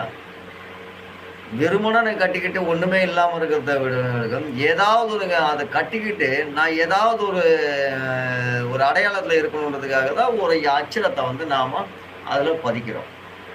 சரியா? அது எந்த மாரி அச்சரமா இருந்தாலும் சரி. அது வந்துட்டு நம்ம உடல் சம்மந்தப்பட்ட, எழுத்து சம்மந்தப்பட்ட அச்சரமா இருந்தாலும் சரி, இல்ல நம்ம தொழில் சம்மந்தப்பட்ட அச்சரமா இருந்தாலும் சரி, இல்ல வசிய சம்மந்தப்பட்ட அச்சரமா இருந்தாலும் சரி. ஏதோ ஒரு அச்சரம் வந்து நாம அத எழுதி நாம அத பயன்படுத்தலாம். அதுதான் இந்த தாயத்துன்றது. சரிங்களா? அந்த தாயத்துன்றது நெறைய நல்ல விஷயங்கள் இருக்கு. சரியா? இந்த தாயத்த எப்படி நம்ம பயன்படுத்துறோம்னு கேட்டீங்கன்னா, மூலிகையால செய்யப்படக்கூடியது வச்சு பயன்படுத்தலாம். இந்த நெறைய பேர் என்ன பண்ணுவாங்க, இந்த கருமைய வச்சு பயன்படுத்துவாங்க. இந்த தாயத்த வந்து யாருமே வந்து அணியறத நிறுத்திடுங்க. ஏன்னா, அதெல்லாம் வந்து யாராவது போயிட்டு இருக்கும்போது இது ஏதாவது இருக்கான்னா, அத என்ன பண்ண இந்த மைய கொண்டு வந்து இந்த இதெல்லாம் வந்து தவற கொண்டு வந்துரும். அதாவது கருமை வேற, மூலிகை மை வேற. சரியா? சுபத்துக்கு பயன்படுத்தக்கூடியது வந்துட்டு மூலிகை மை. கர்மத்துக்கு பயன்படுத்தக்கூடியது வந்து கருமை. சரியா? அதனால இந்த மூலிகை மையால பயன்படுத்தக்கூடிய அந்த ஒரு இப்போ நெறைய பேர் என்ன பண்ணுவாங்க, இந்த எந்திரத்துல வந்து மேல மை தருவாங்க. அதெல்லாம் வச்சுக்க கூடாது. இந்த மூலிகை இருக்கும். அந்த எந்திரம் வச்சிருப்பாங்க. எந்திரத்துக்கு மேலே மைய தடவி விடுவாங்க. அது மிகப்பெரிய தோஷம், அது மகா தோஷம் அது. சரியா? அது அந்த தோஷம் வந்துட்டு உடனே நீக்கக்கூடிய தோஷமே இல்லை. அதனால என்னன்னா, எந்திரத்தில் வந்து இந்த மை தடவி கொடுத்தா அந்த மையெல்லாம் வந்து அந்த எந்திரத்துக்கு தடவி அதை வந்து அணியாதீங்க. அந்த எந்திரம் கொடுக்கும் போது அதை எழுதி கொடுக்குறாங்களா, இந்த எழுதி கொடுக்கக்கூடிய மந்திரத்தை இல்லை ஒரு வேர் வச்சு கொடுக்குறாங்க, ஒரு மூலிகையான வேர் வச்சு கொடுக்குறாங்கன்னா ரேடிஷன், அதில் மை வச்சு கொடுக்குறாங்க. அந்த மையை எக்காரணத்தை கொண்டு அந்த எந்திரத்தை வாங்கி பயனடையாதீங்க. அதில் பயன் கிடையாது உங்களுக்கு. உங்களுக்கு பயனானது ஒன்று என்னன்னு கேட்டிங்கன்னா வந்துட்டு இந்த மூலிகை, அதில் இருக்கக்கூடிய நவதானியங்களாக இருக்கட்டும், ஏதாவது ஒன்று போட்டு கொடுத்தாலும் கூட அது உங்களுக்கு பயனை ஒரு அடையும். இந்த எந்திரத்தை இந்த எந்திரம் இருக்குன்னா அந்த எந்திரத்தில் வந்துட்டு இந்த அச்சரங்கள் எழுதி கொடுக்குறாங்கன்னா அந்த அச்சரம் எதுக்காக, அந்த என்ன அச்சரம் இருக்கோ அந்த அச்சரத்துக்கு தகுந்த மாதிரி உங்களுக்கு அது பயன் கொடுக்கும். சரிங்களா? சும்மா இருக்கிற எந்திரத்தில் வந்து ஒரு மைய போட்டு ஒரு மைய தடவி கொடுக்குறாங்கன்னா அது உங்களை உருப்படியாக வச்சுருக்காது, உங்கள் மன சஞ்சலத்தை உண்டு பண்ணி விட்டுரும். சரிங்களா? உங்கள் மனதுக்குள்ள குழப்பங்கள் இருந்துகிட்டே இருக்கும். நல்லா தெரிஞ்சுக்கங்க, இந்த எந்திரத்தில் மட்டும் மை தடவி ஒருத்தவங்க உங்ககிட்ட கொடுக்குறாங்க, அந்த மை தடவை ஒரு இது அந்த குளிச்சத்தை நீங்கள் கட்டிட்டு இருக்கீங்கன்னா நீங்கள் ஏகப்பட்ட சஞ்சலத்துக்கு ஆளாவீங்க. நிறைய குழப்பங்கள் ஏற்படும், மன சஞ்சலங்கள் ஏற்படும், வக்ர புத்தி நிறைய இருக்கும். சரிங்களா? அதாவது என்னன்னா, தேவையில்ல இல்லாத ஒரு ஆசைகள், கற்பனைகள் அதிகமாகும், ஆனால் எதுவுமே செயல்படாது. அந்த மாதிரி ஏதாவது இருந்தால் அதை பயன்படுத்தாதீங்க. சரிங்களா? குளிச்சம் கட்டு, இந்த எந்திரம் கட்டுங்க. இந்த எந்திரத்தில் வந்துட்டு எழுதப்பட்ட அச்சரங்கள், எழுதப்பட்ட மந்திரங்கள் இது உங்களுக்கு நல்லா பயன் கொடுக்கும். இந்த அச்சரங்கள் எழுதப்பட்ட எந்திரம், அதாவது தாயத்து பயன் கொடுக்கும். சரிங்களா? அந்த எந்திரத்திலேருந்து நான் ஒரு வேர் வச்சு கொடுக்குறேங்க அப்படின்னா அந்த வேறு பயன் கொடுக்கும். அதே எந்திரத்தில் நான் மைய தடவி கொடுக்குறேன்னா அந்த மை உங்களை வந்துட்டு நிம்மதியாக இருக்க விடாது. வீட்டில் சஞ்சலம், சண்டைகள், குழப்பங்கள், மன நிம்மதி எதுவுமே இருக்காது. சண்டை இருந்துட்டு இருக்கோம், சஞ்சலங்கள் இருந்துட்டு இருக்கும், ஆசைகள் இருக்கும், பூர்த்தி ஆனது ஆகாதது போல ஆயிடும். சரியா? நிம்மதி இருக்காது, தூக்கம் வராது, தூங்கினாலும் பல தொல்லைகள் தூக்கத்தில். இதெல்லாம் எதனால் இருக்குன்னு கேட்டிங்கன்னா, இந்த மைய எந்திரத்தில் தடவி அது நீங்கள் பயன்படுத்துறதுனால அந்த மாதிரியான சஞ்சலங்கள் இருக்க தான் செய்யும். அந்த மாதிரி இருந்தால் அதை பயன்படுத்தணும். எந்திரத்தை பொறுத்தவரையிலையும் நல்லா எழுதியிருக்கணும். நல்லா கேட்டுங்க, இந்த எந்திரம் வந்து இருக்குது, இந்த எந்திரத்தை நீங்கள் கொடுக்குறீங்கன்னும் போது அந்த எந்திரம் வந்துட்டு பார்த்தீங்கன்னா வந்து நல்லா எழுதிட்டு அந்த எந்திரம் எழுதி இருக்கும்போது அதில் ஒரு பொத்தல் இருந்தால் கூட நம்ம குருமார்கள் நல்லா கவனிக்கணும். குருமார்கள் அவருக்கு தெரியும். என்ன பண்ணணும்னா அந்த எந்திரத்திலேருந்து ஏதாவது பொத்தல் இருக்கான்னு பார்க்கணும். பொத்தல் இருந்தால் அந்த எந்திரத்தை கொடுக்காதீங்க. ஏன்னா வாங்குறவங்களுக்கு அது பொத்தல் இருக்கான்னு தெரியாது. ஏதோ சாமி கொடுக்குறாரு, அந்த எந்திரத்தை நம்ம வாங்கி பயனடைவோம் அப்படின்ட்டு. ஆனால் அது பொத்தல் இருந்தால் குருமார்கள் நீங்கள் கொடுக்கக்கூடாது. ஏன்னா அந்த பொத்தல் வந்துட்டு பயன் கொடுக்காது. சரிங்களா? அவங்களுக்குள்ள ஏதோ நடக்குதோ, நல்லது நடக்கும் எண்ணத்துலேயே தான் இருப்பாங்க தவிர அவங்க எக்காரணத்தை கொண்டு அந்த எதுக்காக நம்ம அந்த எந்திரத்தை வாங்குறோமோ அந்த நல்லது நடக்கிறதுக்கான வாய்ப்பு இருக்குது. அப்போ என்ன ஆகும்னு கேட்டிங்கன்னா, அந்த எந்திரத்தை எழுதினோம்னா அந்த எந்திரத்தை வந்து பார்க்கணும், சரி பார்த்தா அது ஒரு கீழே இருந்தாலும் அந்த எந்திரத்தை கொடுக்கூடாது. அது குளிச்ச அந்த தாயத்தாக இருக்கட்டும், இல்லை எந்திரம் கொடுக்கக்கூடிய எந்திரங்களாக இருக்கட்டும், அது சின்ன கீரல் இருந்தாலும் அந்த கீரல் இருக்கிற எந்திரத்தை அவங்கள்ட்ட கொடுக்கக்கூடாது. ஏன்னா வாங்கக்கூடியவனுக்கு தெரியாது. ஏன்னா ஏதோ சாமி கொடுத்துருக்காரு, எல்லாம் நல்லா தானே இருக்கும், அவர் தானே கொடுக்குறாரு. நாம் செய்யக்கூடிய ஒரு நல்ல ஒரு விஷயம் என்னன்னு கேட்டால், நாம் கொடுக்கக்கூடியவர்களுக்கு நம்ம நேர்மையாகவோ நீதியாகவோ தர்மமாகவும் கொடுக்குறோன்னா அந்த எந்திரம் வந்துட்டு ஒரு புள்ளி இல்லாமல், ஒரு பொத்தல் இல்லாமல், ஒரு கீரல் இல்லாமல் அந்த எந்திரம் முழுமையாக எழுதப்பட்டிருக்கா அப்படின்றத நம்ம பார்த்து அந்த ஒலிகள் நாம குடுத்திருக்க ஒலிகள்லாம் நல்லா பதிச்சு எழுதியிருக்கோமா, சரியா இருக்கான்னு பார்த்து தான் அந்த எந்திரத்த வந்து மத்தவங்களுக்கு நாம குடுக்கணும். சரிங்களா? அ சரி.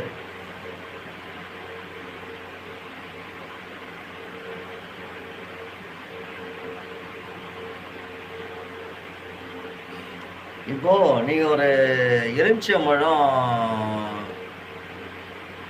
ஒரு வச்சிருக்கீங்கன்னு வச்சுக்கோங்க. ஒண்ணும் இல்ல. நீங்க பூஜை செய்யும்பொழுது, ஒரு எலுமிச்சம்பழம்ன்றது என்னன்னு கேட்டீங்கன்னா வந்துட்டு, ஆ ஒரு வீட்ல வச்சிருக்கீங்கன்னா, அந்த எலுமிச்சம்பழத்த ஒரு 2, 3 நாள்ல பார்த்தீங்கன்னா, அந்த எலுமிச்சத்த எந்த மாதிரியான நிலையில இருக்குன்ட்டு நீங்களே பார்த்து தெரிஞ்சுக்கலாம் உங்க வீட்ல.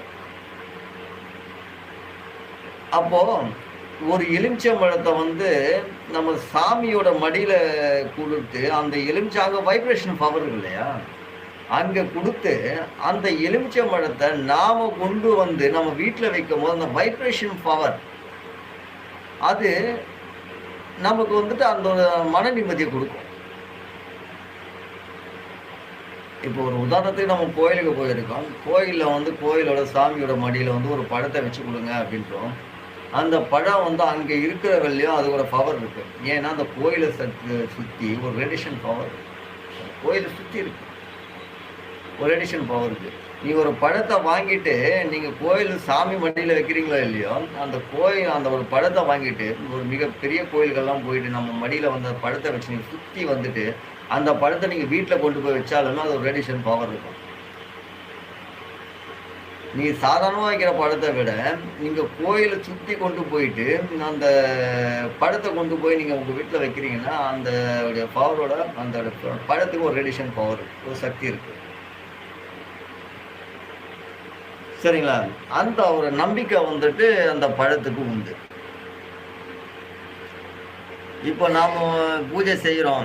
நாம பூஜை செய்யும்போது அந்த பழத்து வந்து நம்ம வச்சுக்கிட்டு பூஜை செய்யும்போது ஒரு விதமான ஒரு நமக்கு ஒரு சப்போர்ட். என்னன்னு கேட்டீங்கன்னா, அந்த பழத்த கொண்டு வந்து வச்சுட்டீங்கன்னா, நாம இருக்கக்கூடிய நிலை என்னன்றத அந்த பழம் காமிச்சிடும். சரிங்களா? அதுக்கான அதுக்கான அந்த ரேடியேஷன் பவர் அந்த பழத்துக்கு உண்டு. எதையும் இழுக்கக்கூடிய சக்தி அந்த பழத்துக்கு உண்டு. எலுமிச்சை பழத்துக்கு ஒரு இழுக்கக்கூடிய சக்தி உண்டு. அதனால அங்க இருக்கக்கூடிய எதுவா இருந்தாலும் அத நேரா அது இழுத்துக்கும். அதனால நம்ம சாமி மடியில வச்சு இல்ல அந்த கோயிலுக்கு போகும்போது, அந்த கோயில் வந்துட்டு வச்சுக்கும்போது நம்ம பழத்த வச்சுட்டு சுத்திட்டே வந்தோம்னா, அந்த ரேடியேஷன் பவர் அங்க இருக்கக்கூடிய ரேடியேஷன் பவர அந்த பழம் வந்து இழுத்துக்கும். அந்த பழத்தோட சக்தி வந்து நம்ம வீட்ல வைக்கும்போது, அந்த ரேடியேஷனோட பவர் நமக்கு வந்துட்டு கிடைக்கும். அந்த எலுமிச்சம்பழம் அந்த தன்மைய நமக்கு குடுக்குது.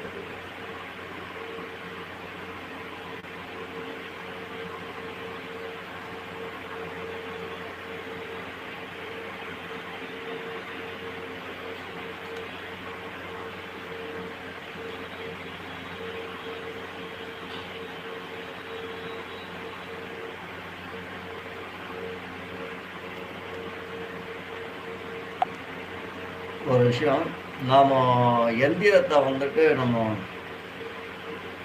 கடையில இருந்து வாங்கி பூஜை செய்றோம் இல்லைங்களா? அந்த மாரி செய்றத விட, அதுல 25% உங்களுக்கு பலிதமான நீங்க வந்துட்டு எழுதி வாங்கி கொண்டு போயி, நீங்க உங்க வீட்ல வந்து வச்சு நீங்க பூஜை செய்தால், அது வந்துட்டு 100% 100% உங்களுக்கு வந்து வேலை செய்யும். சரிங்களா? ஏன்னா, அது அச்சரங்கள் எழுதும்பொழுது என்னவோ அத ஒருமைப்படுத்தி தான் எழுதுவாங்க. அச்சரங்கள் கையால எழுதப்படுற அச்சரங்கள பொறுத்தவரையும் மன ஒருநிலைப்படுத்தி எழுதக்கூடியது. அப்ப என்னன்னா, ஒரு மந்திரங்களும், உச்சரிப்புகளும் அவங்க என்ன பண்ணுவாங்கன்னா, சிந்தனையில வச்சுக்கிட்டே எழுதுவாங்க. அந்த சிந்தனையில வச்சுட்டு எழுதும்போது, அதுக்கு ஆல்ரெடி உயிர் கூடிட்டே வரும். அப்போ அந்த கையினால் எழுதப்பட்ட மந்திரங்களுக்கு 100% சக்தி உண்டு. சரிங்களா? அத வீட்ல வச்சிருக்கும்போது, அத பிரதிஷ்டை பண்ணும்போது, ஒரு இடத்துல நீங்க வீட்ல வச்சு நீங்க வந்து பூஜை செய்யணும்னும்போது, அது வந்து கையினால் எழுதப்பட்ட எந்திரத்த மட்டும், தகட மட்டும் கொண்டு போய் வீட்ல நீங்க வச்சு, நீங்க வந்து தேவையான ஒரு வெற்றிலை, பழம் பால், தயிர், பொங்கல், அவல் கடலை, சரிங்களா? இந்த மாதிரி வந்துட்டு பொருட்கள்லாம் வாங்கி வச்சுட்டு, அதுக்கான தேவையான மூல மந்திரத்த ஏன்னா எல்லாத்துக்குமே வந்து சாப விமோசனம் உண்டு. எந்திரத்துக்கு சாப விமோசனம் உண்டு. மந்திரத்துக்கு சாப விமோசனம் உண்டு. சரிங்களா? நீங்க மந்திரம் ஜபிக்கும்போது கூட அந்த மந்திரத்த வந்து சாப விமோசனம் போட்டு தான் நீங்க ஜெயிக்க முடியும். ஏன்னா, இந்த மந்திரம் வந்து சாதாரணது எல்லார்கிட்டயுமே வந்து நல்ல பேர வாங்கிட்டு வந்ததுலாம் கிடையாது. சரிங்களா? எல்லார்கிட்டயுமே நல்லதையும் வாங்கியிருக்கு, கெட்டதையும் வாங்கியிருக்கு. அப்படிங்கும்போது எல்லாத்துக்குமே விமோசனம்னு ஒண்ணு உண்டு. அந்த விமோசனத்த நிவர்த்தி பண்ணின பிறகு தான் எல்லாமே பயன்படுத்த முடியும். அதே மாதிரி எந்திரத்தையும் சாப விமோசனம். எந்திர சாப நிவர்த்தி பண்ணிட்ட பிறகு தான் நீ வந்து அந்த எந்திரத்த அ பூஜை செய்யணும்.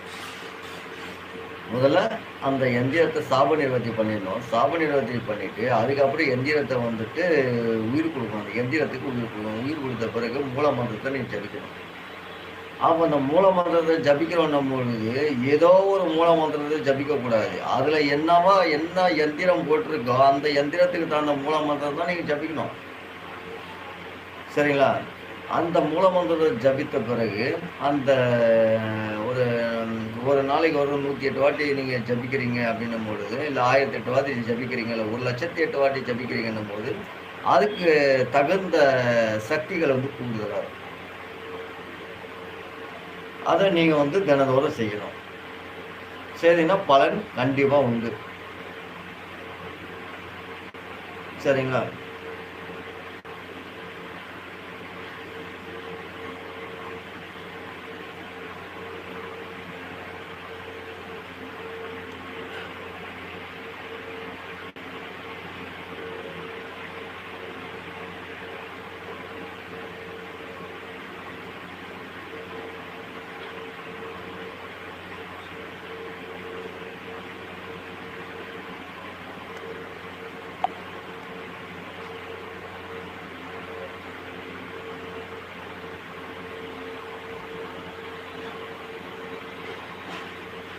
இப்போ ரசமணி நீங்க அணிஞ்சிருக்கீங்க. அந்த ரசமணிய பொறுத்து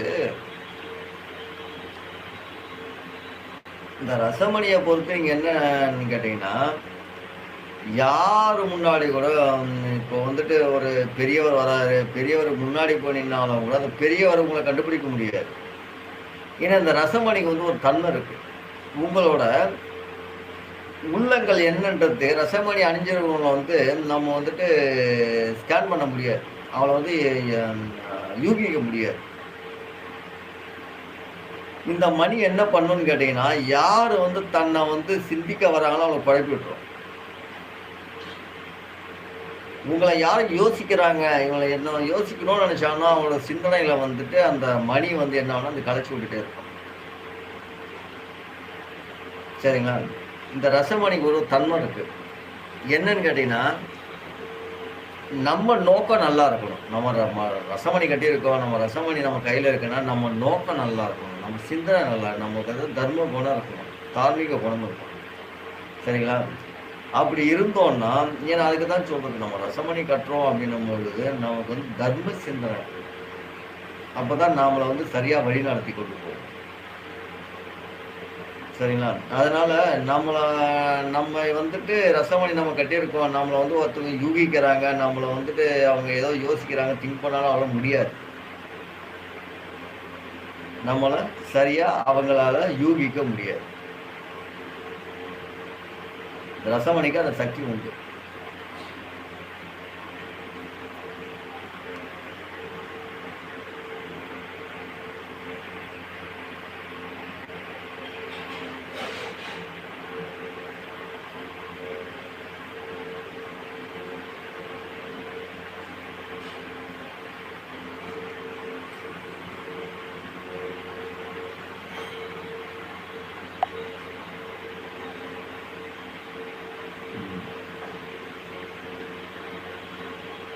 ஏதாவது கேள்வி இருக்கா?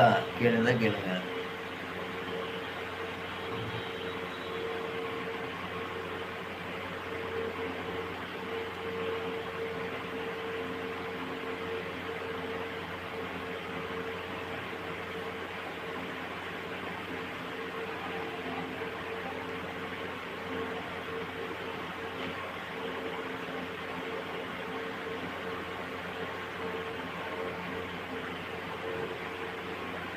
சரிங்க.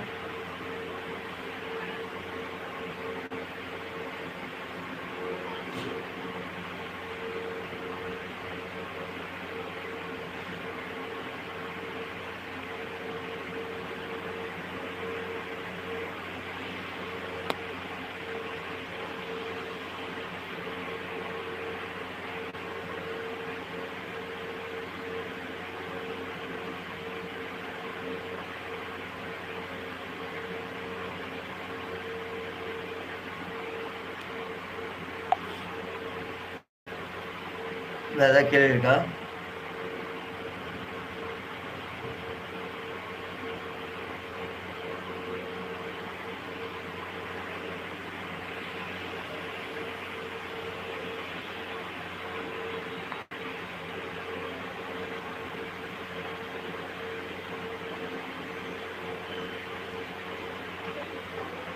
நல்ல கேள்வி.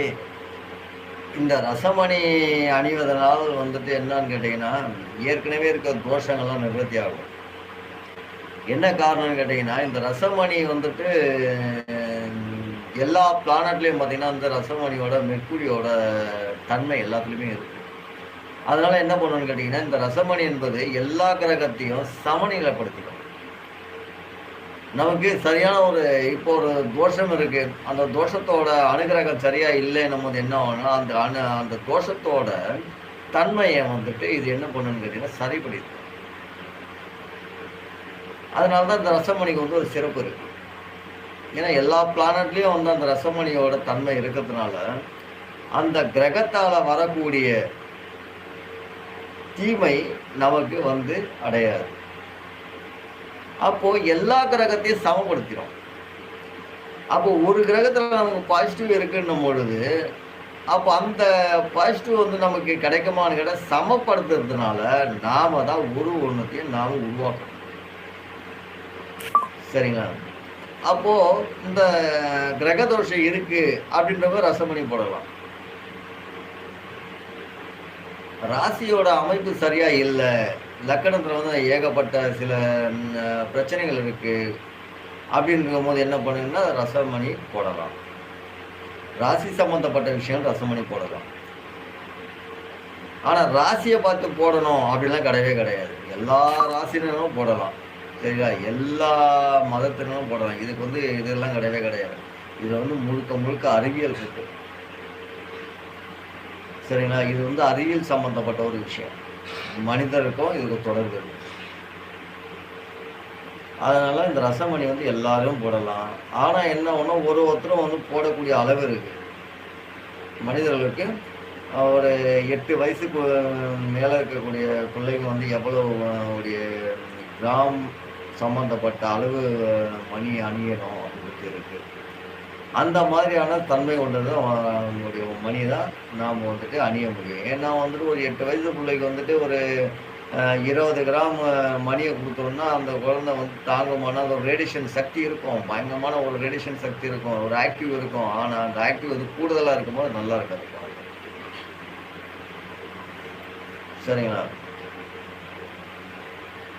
ஏன்னா அந்த அந்த இடத்துக்கு தகுந்து வேற இடத்துக்கு வந்துடும். அதுக்காக வேண்டிய என்னன்னு கேட்டீங்கன்னா வந்து என்னவா இருக்கோ அதை வந்து அழகா வெளியப்படுத்தணும் அப்படின்னு சொன்னோம்னா, அந்த உடைய வயசுக்கும் அந்த உடைய வயிட்டுக்கும் தகுந்த மாதிரி தான் நாம் அந்த ரசமணியை அவங்க அணிய முடியும். சரி, வேற ஏதாவது கேள்வி இருக்கா?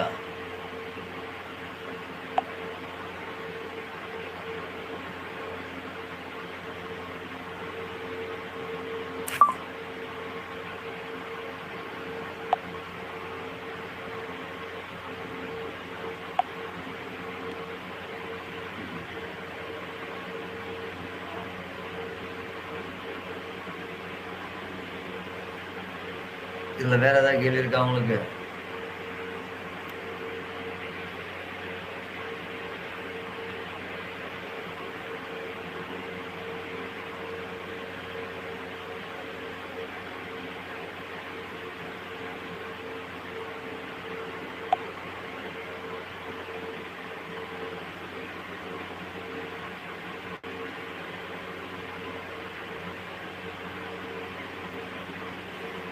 கண்டிப்பா நீங்க கேட்ட கொஸ்டின் என்னன்னு கேட்டீங்கன்னா, செவ்வாய் தோஷம், நாகதோஷம் இதெல்லாம் வந்து அதான் நான் சொல்றேன் இல்லைங்களா? இது எல்லாமே வந்து சரியாயிடும். ஏன்னா ரசமணியோட இது பார்த்தீங்கன்னா வந்து இந்த கிரகத்தால சம்மந்தப்பட்ட அந்த ஒரு தீமைய வந்து இந்த ரசமணி வந்து அகற்றிடும். அந்த தோஷமெல்லாம் போயிடும். அதுக்கான தன்மை வந்து இந்த பாதரச ரசமணிக்கு இது உண்டு.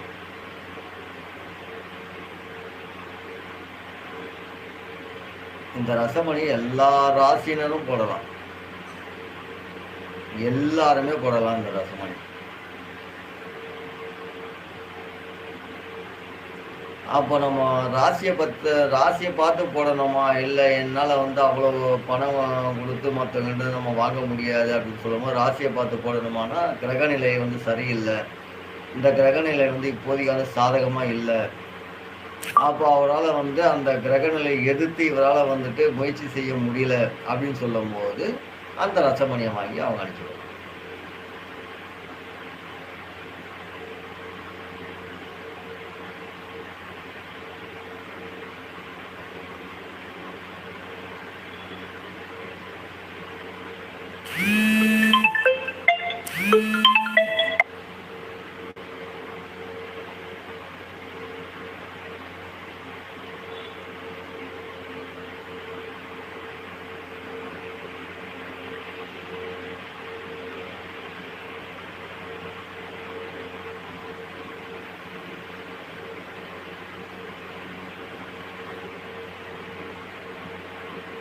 ஆமா. அதான் சொல்றேன் இல்லைங்களா? அதாவது ஜாதகத்துல வந்து சில பிரச்சனைகள் இருக்குங்க. இந்த இந்த மாரி பிரச்சனைகள் இருக்கு. இந்த மாரியான நிலை இருக்கு. ஆ தள்ளி தள்ளி போயிட்டுருக்கு. அந்த மாரி ரசமணி பயனாகும். நான் தான் ஏற்கனவே பொதுவா சொல்லியிருக்கேன் இல்லையா? இந்த ரசமணின்றது வந்துட்டு இருக்கக்கூடிய பிரச்சனைகள், ஜாதக பிரச்சனை மட்டுமில்ல, கிரக பிரச்சனையாக இருந்தாலும் சரி, உடல் பிரச்சனையாக இருந்தாலும் சரி, மன பிரச்சனை எல்லாத்துக்குமே இந்த ரசமணி வந்துட்டு நல்ல உதவும். சரிங்களா? நல்ல பயன் தரக்கூடியது. அதனால ரசமணி வந்து நாம வந்துட்டு அறிவியல் சார்ந்த விஷயங்கள் இருக்கு. மனிதர்கள் தொடர்பு இருக்கு. சரியா? எல்லாத்துக்குமே இது பயனாகுது. அப்போ நம்ம அறிவை இது என்ன ஆகுதுங்கன்னா, நம்ம இருக்கக்கூடிய சூன்யம், மனசூன்யத்தை, நம் உடல் சூன்யத்தை வந்து அது விளக்குது. உடைச்சு விளக்கி நம்மள அறிமுகப்படுத்துது இந்த ரசமணி.